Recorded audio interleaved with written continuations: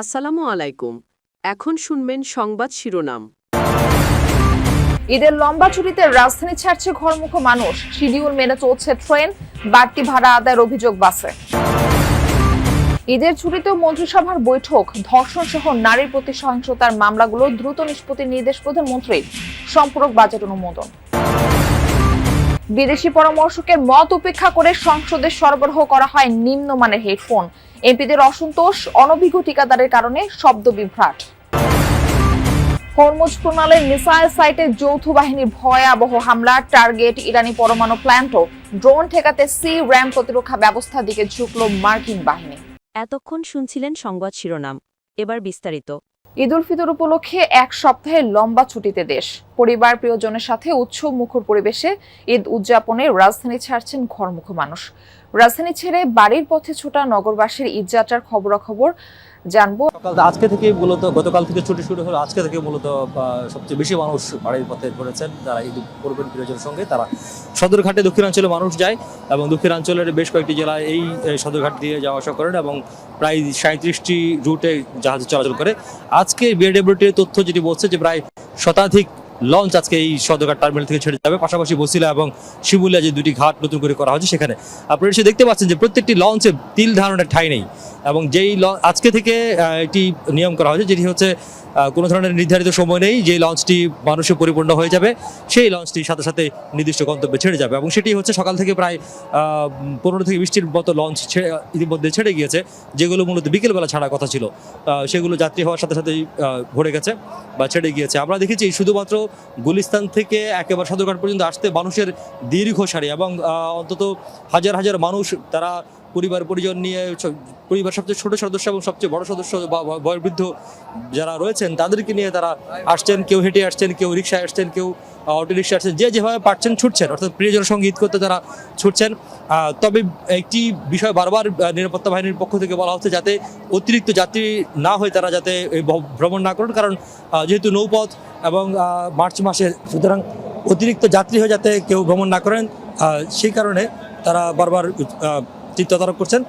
এবং যে কারণ একটি দুর্ঘটনা যদি ঘটে যায় ঈদের সময়, যেহেতু ঈদের সময় দুর্ঘটনার হার সবচেয়ে বেশি থাকে, সেই কারণে এটি কমানোর জন্য সবাইকে বলছে যাতে নিরাপদে বাড়ি যাওয়া যায়, সেই ব্যবস্থা করার জন্য এবং সবাইকে নিজের নিরাপত্তার দায়িত্ব নিজেকেই পালন করতে বলা হচ্ছে। আমরা একটু যদি আমাকে সময় দেন, আমি সামনে একটু দেখাতে চাই, যেটি পন্টুনের উপর, এই যে লঞ্চের উপর অবস্থা দেখছিলেন, পন্টুনের উপর কি অবস্থা সেটি আমরা একটু দেখাতে চাই। সামাজিক অরাজকতা রোধ, আইন শৃঙ্খলা নিয়ন্ত্রণ ও ঈদ কেন্দ্রিক জনভোগান্তি কমাতে নির্দেশনা দিয়েছেন প্রধানমন্ত্রী তারেক রহমান। মঙ্গলবার মন্ত্রিপরিষদ বৈঠকে এই নির্দেশনা দেওয়া হয়েছে। প্রধানমন্ত্রীকে সব মন্ত্রণালয় ঈদের সময় সার্বিক পরিস্থিতি নরমাল এবং সুন্দর থাকবে বলে আশ্বস্ত করেছেন মন্ত্রীরা। মন্ত্রিপরিষদ সচিব নাসিমুল গনি জানিয়েছেন, ধর্ষণ ও নারীর প্রতি সহিংসতার মামলাগুলো দ্রুত নিষ্পত্তির নির্দেশনা দিয়েছেন প্রধানমন্ত্রী। সভায় চলতি অর্থ বছরের সম্পূরক বাজেটের অনুমোদনও দেওয়া হয়েছে। এছাড়া অন্তর্বর্তী সরকারের আমলে প্রণীত 2024-25 সালের বাজেট সংক্রান্ত দুটি অধ্যাদেশ অনুমোদন দেওয়া হয়। বিশ্ব বাণিজ্য সংস্থা সংক্রান্ত একটি চুক্তির অনুমোদন হয়েছে সভায়। দামি হেডফোন, সাউন্ড কোয়ালিটিও ভালো, তবে তা গান শোনার জন্য। এটি দেওয়া হয়েছে জাতীয় সংসদের অধিবেশন কক্ষে। অথচ প্রকল্প পরামর্শকের মত ছিল ওজনে হালকা, কনফারেন্সের জন্য উপযোগী হেডফোন সংযোজনের, যেমনটি সংসদে আগেও ব্যবহৃত হয়েছে। দুদিনের অধিবেশনেই এমপিরা ভুগছেন অস্বস্তিতে, দাবি পরিবর্তনের। সেই অনুযায়ী ব্যবস্থা গ্রহণের প্রস্তুতিও নেওয়া হয়েছে। এতে গচ্চা যাবে রাষ্ট্রের অর্ধ কোটি টাকা, অথচ 6 মাস আগে প্রায় 4 কোটি টাকা খরচ করে মেরামত করা হয় সংসদের শব্দ ব্যবস্থা। ত্রয়োদশ জাতীয় সংসদের প্রথম অধিবেশনেই শব্দযন্ত্রের গোলযোগ, বিলম্ব হয় অধিবেশন শুরুতে, আপত্তি ওঠে হেডফোন নিয়েও। জাতীয় সংসদের কারিগরি বিষয় দেখভাল করে গণপূর্ত বিভাগ। 2022 সালে একটি প্রকল্পের অধীনে জাতীয় সংসদ ভবনের শব্দ ব্যবস্থা তৈরি করা হয়। 2024 সালের 5 আগস্ট এর কিছু অংশ লুটপাট হয়, যেগুলো আরেকটি প্রকল্পের মাধ্যমে পুনঃস্থাপন করা হয়। এই কাজে প্রাথমিকভাবে 23 কোটি টাকার প্রস্তাব করে গণপূর্ত বিভাগ। বিশেষজ্ঞ হিসেবে লার্স ভিডেকামকে পরামর্শক নিয়োগ দেওয়া হয়। পুরো সিস্টেম পরিবর্তন না করে শুধুমাত্র লুট হওয়া যন্ত্রাংশ পুনঃস্থাপন করে শব্দ ব্যবস্থা চালু করা সম্ভব বলে মত দেন তিনি। ৩,৮১,০০,০০০ টাকা প্রস্তাব করে কাজটি পায় আমানত এন্টারপ্রাইজ। ঠিকাদার সৌর ব্র্যান্ডের প্রতিটি ১২,৫০০ টাকায় ৪২৮টি হেডফোন সরবরাহ করে ৫৩.৫ লাখ টাকায়। পরামর্শক লার্স ভিডেকামের সঙ্গে তিনি জানান, সৌর ব্র্যান্ডের হেডফোন কেনার পরামর্শ দেননি, তিনি বরং কিছু নমুনা উল্লেখ করে হালকা হেডফোনের পরামর্শ দেন। দরপত্রে অংশ নেয় আরও কয়েকটি প্রতিষ্ঠান যাদের সাউন্ড সিস্টেমে কাজ করার পূর্ব অভিজ্ঞতা ছিল। এদের বাদ দিয়ে কেন আমানত এন্টারপ্রাইজকে কাজ দেয়া হয় তা নিয়ে আছে প্রশ্ন। সাউন্ড সিস্টেম মেরামত করার পর ৫-৬ মাস ধরে শব্দ পরীক্ষা করা হয়েছে, তখন কোনো সমস্যা হয়নি বলে দাবি গণপূর্তের প্রকৌশলীদের। ৪ দশক ধরে সাউন্ড সিস্টেম নিয়ে কাজ করেন প্রকৌশলী জাহিদুর রহিম জোয়ারদার। তার প্রতিষ্ঠান ২০২২ সালে সংসদ ভবনের সাউন্ড সিস্টেমের পুরো কাজ করেছিল।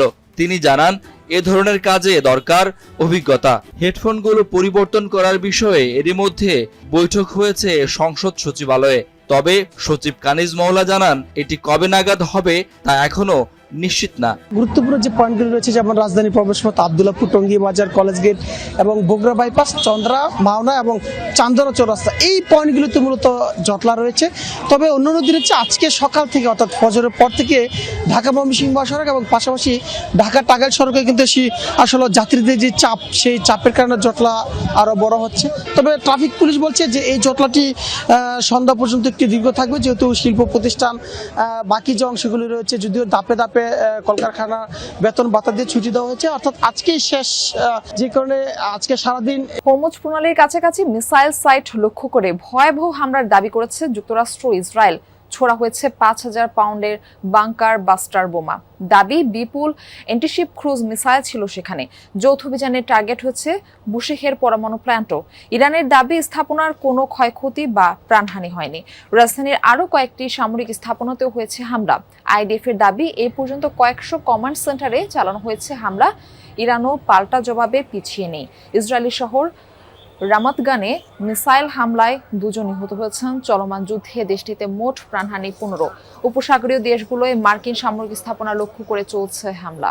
খুব শিগগিরই ইরান অভিযান থেকে সরে আসবে যুক্তরাষ্ট্র আবারও এই মন্তব্য করেছেন মার্কিন প্রেসিডেন্ট ডোনাল্ড ট্রাম্প। জানান, এখনো সময় না হলেও অদূর ভবিষ্যতে অভিযান শেষ করবে ওয়াশিংটন। আবারও দাবি করেন, হামলায় সব দিক থেকে নিশ্চিহ্ন হয়ে গেছে তেহরান। এখনও ইরান অভিযান শেষ করতে আমরা প্রস্তুত নই। অদূর ভবিষ্যতে সরে আসব, খুব অল্প সময়ের মধ্যেই সরে আসব। তারা এই মুহূর্তে সব দিক থেকে নিশ্চিহ্ন হয়ে গেছে। আবারও বলছি, মধ্যপ্রাচ্যের দেশগুলো থেকে দারুণ সমর্থন পেয়েছি আমরা, কিন্তু ন্যাটো থেকে কোনো সমর্থনই পাইনি, বলতে গেলে কোনো সমর্থনই পাইনি।